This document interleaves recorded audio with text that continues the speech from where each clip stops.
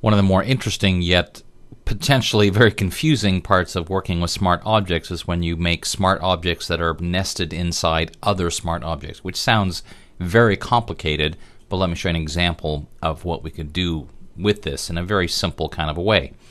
So I have just a basic shape that I've created using the custom shape tool on a layer by itself, and I want to add a stroke to it. So of course I go to the layer styles and choose stroke. Comes up, and let's just say let's go with a black stroke, and let's put it to inside and make it fairly thick, something like that. And I click OK.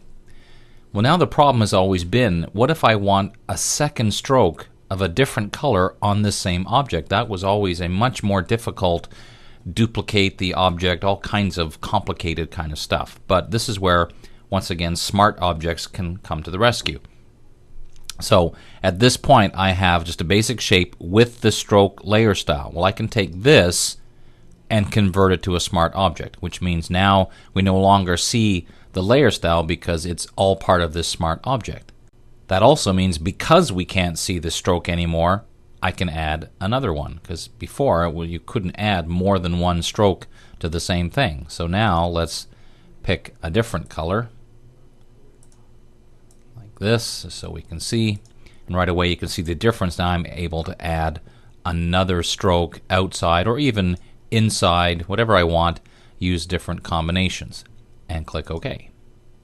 So just by doing that, now I have two strokes. If I want to edit either stroke, I have to think about what I'm doing here.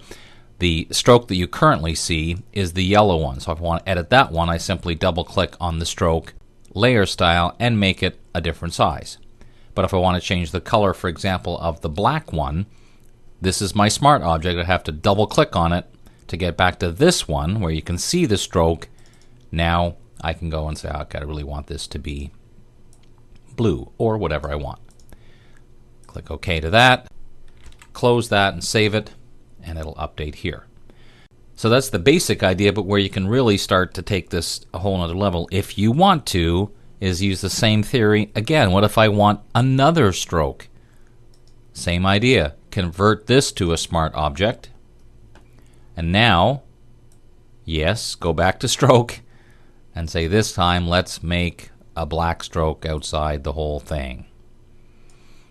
Now that might seem like a lot of work, but honestly compared to the alternative, which was having multiple shapes, because here's the nice thing about this, this is still, at this point, one thing I can edit. So if I want to transform the whole thing, I transform it, updates all of the nested smart objects. It just means sometimes you have to dig a little bit. So if I want to change the blue, now I'd have to double click to get to this one, but that's the yellow one, remember? Then double click again to get to the blue. Change this to green. I'm just not even worrying about my color combinations. Click OK. Close that and save it, which updates that one. Close that one and save it. Now it updates this one. So again, it seems like a lot of work, but really it isn't, because it's just the same logic taken a step further.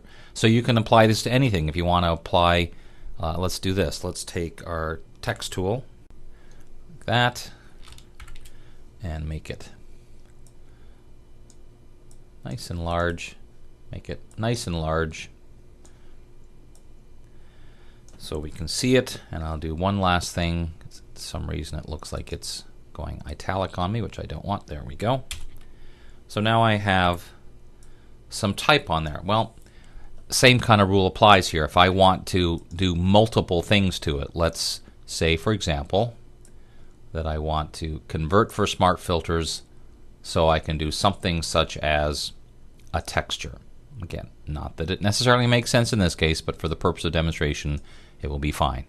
Click OK.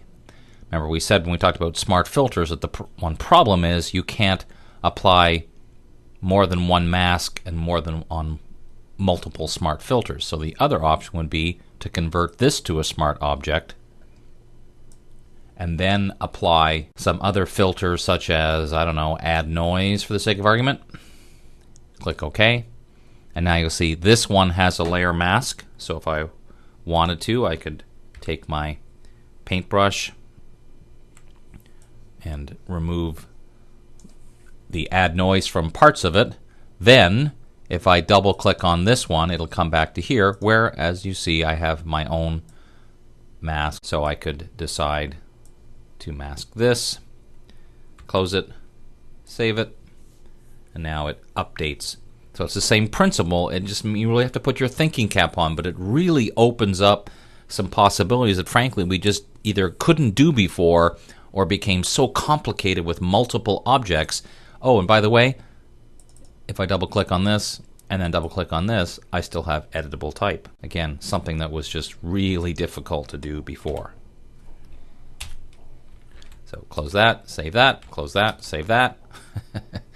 See, it just takes a bit of getting used to, but it's really a powerful way of taking full advantage of the many benefits of smart objects and smart filters.